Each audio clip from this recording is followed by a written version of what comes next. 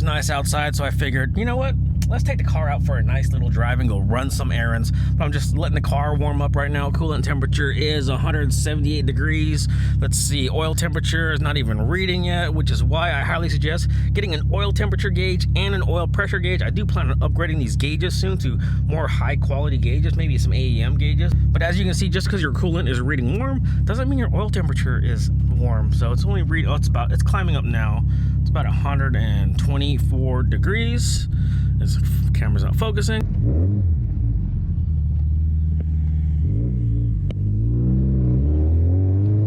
Man, this exhaust is freaking loud.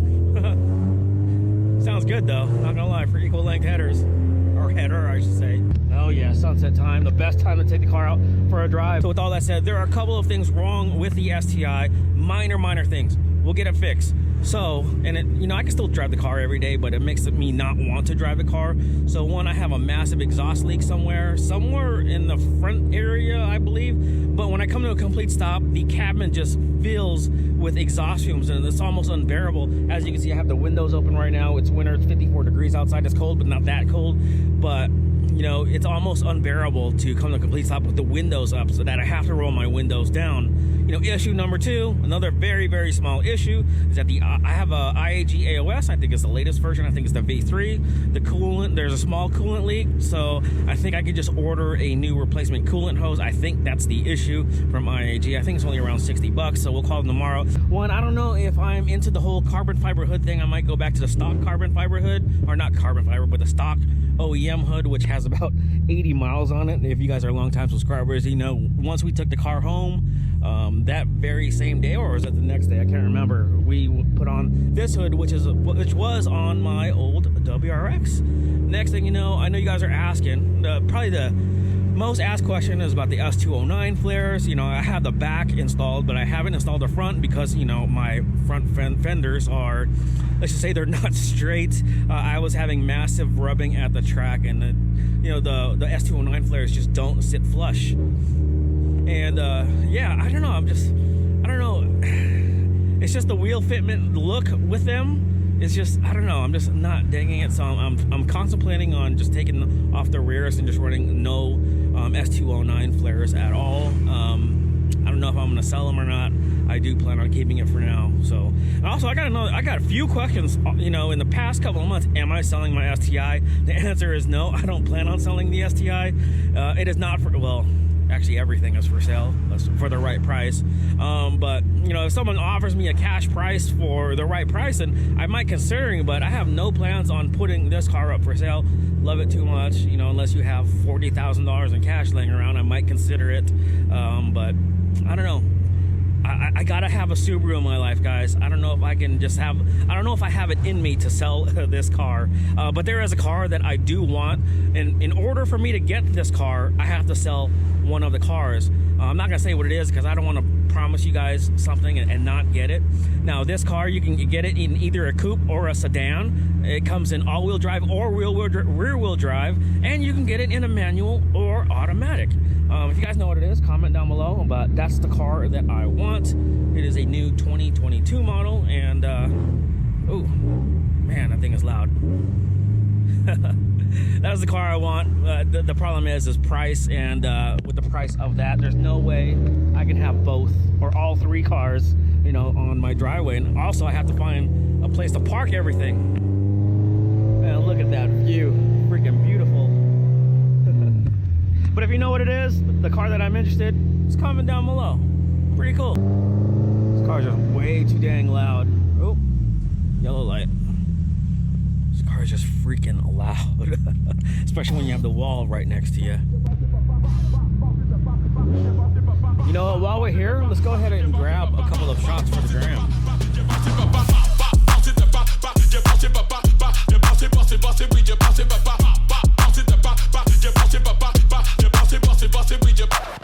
The next day.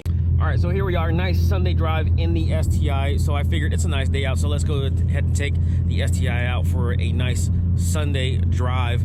But the purpose of this video is you guys have asked me why did I go with the rotated setup. I never really explained why I went rotated when before I had the FP Black, which made a decent amount of power. It made 450 wheel horsepower, and you know, that was on a Mustang dyno. I don't know what the exact numbers are on a dyno jet, the actual conversion, but still 450 wheel horsepower on a Mustang dyno is still a good amount of power. I wouldn't particularly call it slow.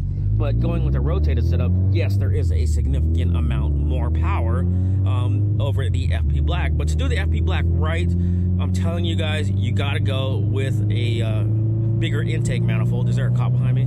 You got to go with the right intake manifold. I'm not too big of a fan of the FP turbo inlet. They do collapse, so yeah. I do see that being something that's going to hold us back on power.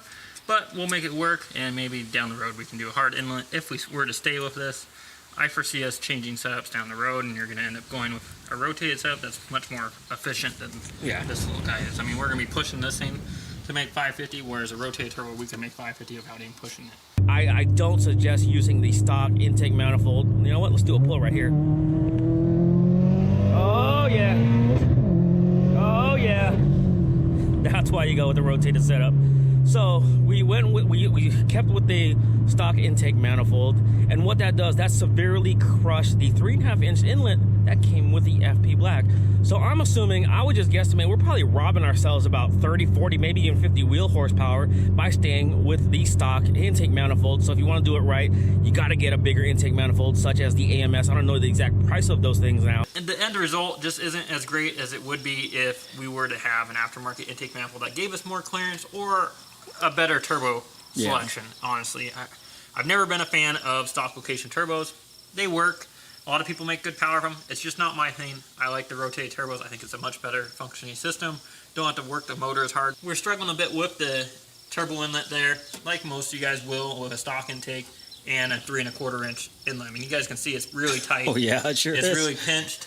You know, we did the best that we could to keep it as straight as possible and as large of an inlet as possible, you know. But you know, we probably would have made over 500 wheel horsepower, you know, with the different intake manifold setup. Now, with that said, you know, if you don't want to run a 3.5-inch inlet, you can get a turbo, a smaller turbo, such as the FP Green, where you don't have to run an aftermarket intake manifold. So, an FP Green, you know, has with the 2.5-inch inlet, fits perfectly fine under the stock intake manifold. So, for those of you who want to stay with the stock top mount, you know, that is an option for you. So, with that said, another thing that you're going to have to do as far as going with the FP Black setup, you have to think about, you know, a fuel system. Now, when I had my FP Black, all we were running was the AEM 340. If we went with a bigger fuel pump, a whole fuel system, maybe, we probably would have made 550 maybe on a dyno jet easily. So you have to understand, what is your end goal? What are you trying to do? Are you trying to take your car to the drag strip? You know, is there a goal in mind, you know, a quarter mile time you're trying to achieve, or are you just trying to beat people on the road? Now, I will say the FP Black setup, now it is a smaller turbo, well, smaller than the turbo that is in my STI right now. You know, it was, you know, really not as laggy as people made it out to be. It's still more responsive than this big turbo that I have in here. If you guys don't know, this was originally a 6466. The turbo was rebuilt, so it's a pure turbo, and they put in a bigger wheel on this rotated setup that I have right now. But it was a very fun setup. I'm not gonna lie to you guys.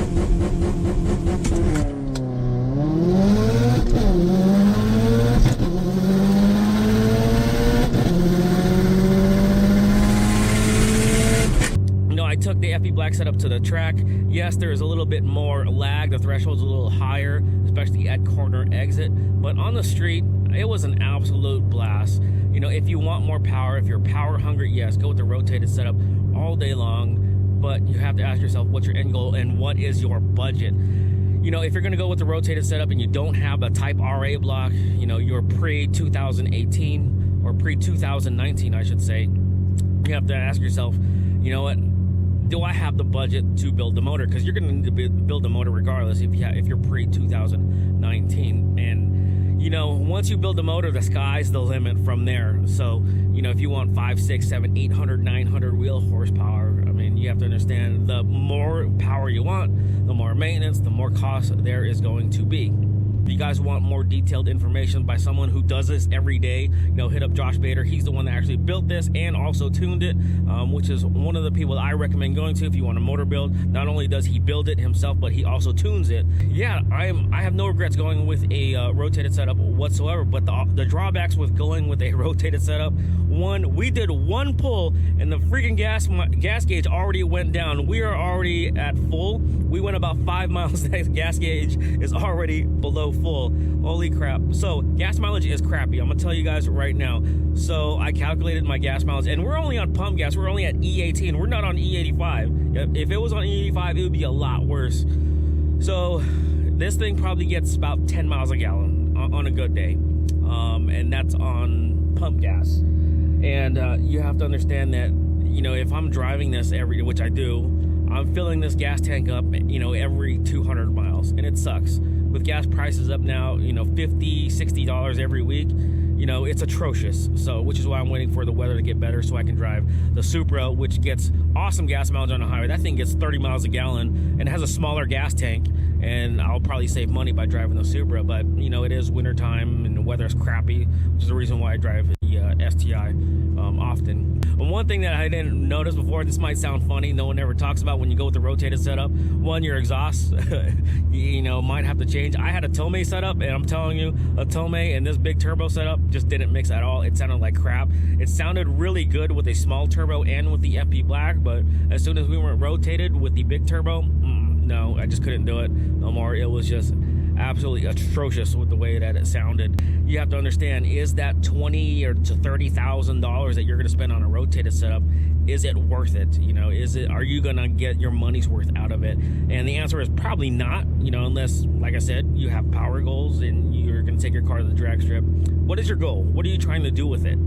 Because like I said, it's much cheaper to stay with something like an FP Green. You don't have to buy a big fuel system, which is another added cost, because the fuel system, with the labor and the parts, maybe parts are back ordered from Radium. I don't know what the current status is right now. That's going to cost you quite a bit of money, at least a few $1,000s just on a fuel system alone.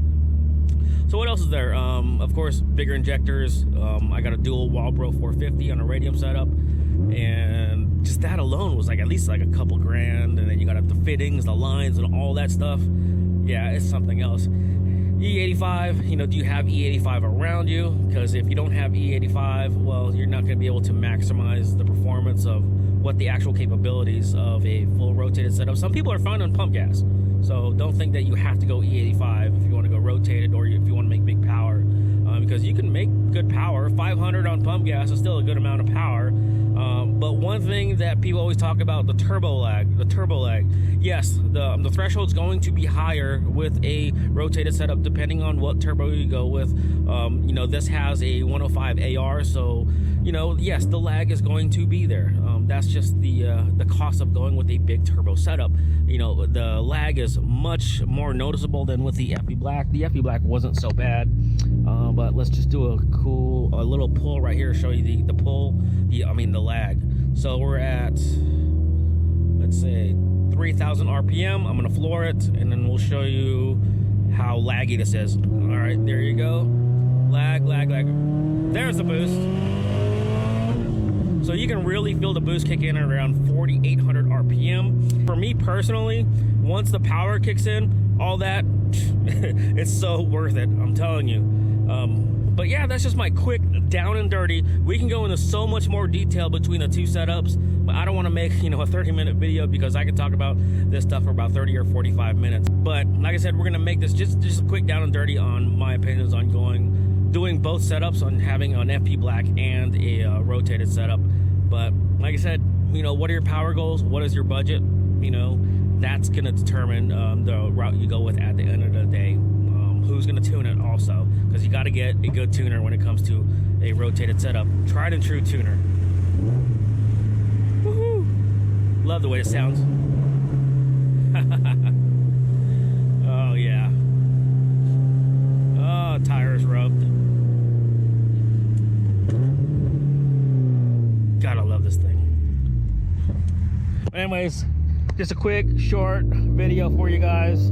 Sorry I didn't go into too much detail, but you guys want more STI videos, just comment down below. I appreciate you guys supporting the channel. You guys are awesome. Stay awesome. We'll talk to you guys later. Peace out.